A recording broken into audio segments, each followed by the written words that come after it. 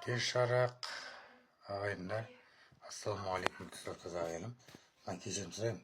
Жаңа домашний телефон соғып, бір шаруамды, немді тоқтай айта алмай қалдым да.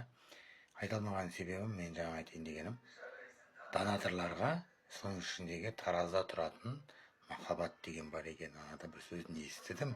Оны мен скрин жасап, запись экран жасап, Инстаграм, Фейсбукқа салдым да. тиктокқа сала алмадым. Тиктокқа салатын болсам, олар маған бан береді де, менің тиктогым жоғалып қалады. Ал мен тиктогымды осы 25-те аштым, ал енді 2021-де ашқан Алексейге лайк бас деген аккаунтым. Ол керек емес, оны салуға болады, жалпы ертең көрерім.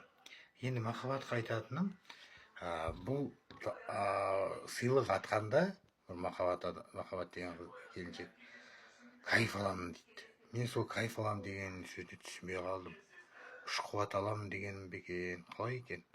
Мен өз басым, мен бір ретте бір 5 стол сатып, жер стол сатып, соны монетаға айналдырып, өзімнің тиктогыммен атқан болатын бір 4-5 адамға. Бірақ ол жарты сағатта жетпей қалды да.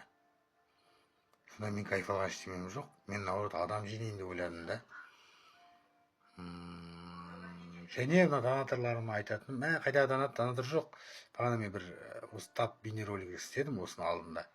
Көк туымызды желбірей берсін, аспанымыз ашық болсын, дұшпанымыз қашық болсын, мына күніміз ашық болып, мына бүркітіміз ұшып жүре берсін, және ай жарықта қол ұстасып жүрейік деген мағынада су көрсетілмеген екен осында. Осы су болса керемет болар еді да. Енді айтайын дегенім, біздің хейтерларымыз бола тұра, олар атын айтпайды ғой, хейтерлер ма. Ал егерде бағана айтқан қыздар, бағана оның алдында айттым атын, мынада оны көп қарай ма, қарамай білмеймін, мынада атын айтпайын. Бірақ сол айтпайтын қыздар, мысалы, мені тани тұра да, жерлесім бола тұра, маған лайк баспай, ана адамға басасыз ғой, менімен ойнайтын. Сол үшін мен 2 күн ойнамай жүрмін да, батыл ойнамай жүрмін, бірақ шетелдіктермен ойнаймын. Неге десең, шетелдіктерді сіздер баспайсыздар.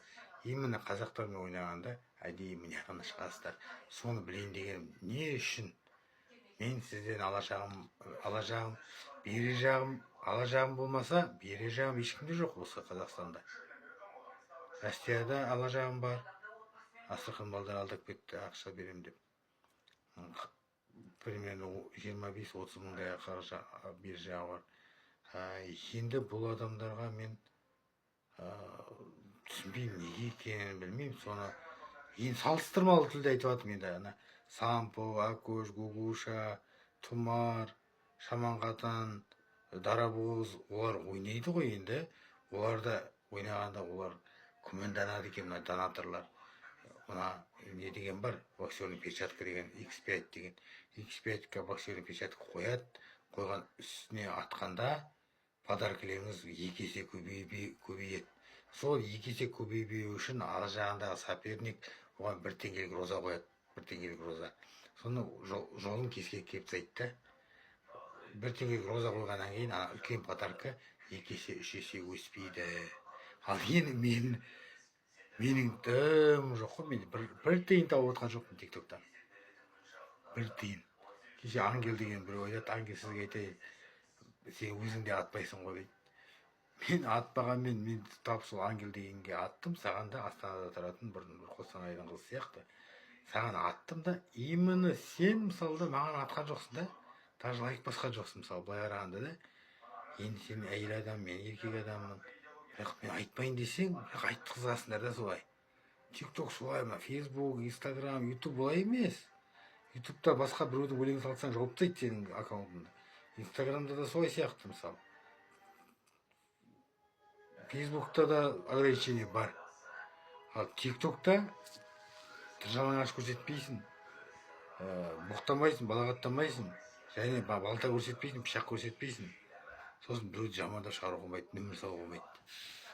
Мен жамандап жатқан жоқпын, наоборот, махаббат тараздікі, сізге айтып жатырмын. Егер де сіз жағдайыңыз болса, үлкен донаторлар бар, күшті ойнайтындар бар ғой, Джон Прикол. Соның эфирінен айттым ғой сізге. Соны қарап жатты Коля Алексей. Коля Алексей жауап тастасын.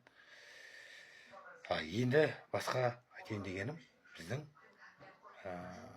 байлықтарыңыз асып жатса, бізге де қараңыздар. Коля Алексеевич 4. Атып кетіңіз, кайф ұстаңыз. Рахмет, сау болыңыздар.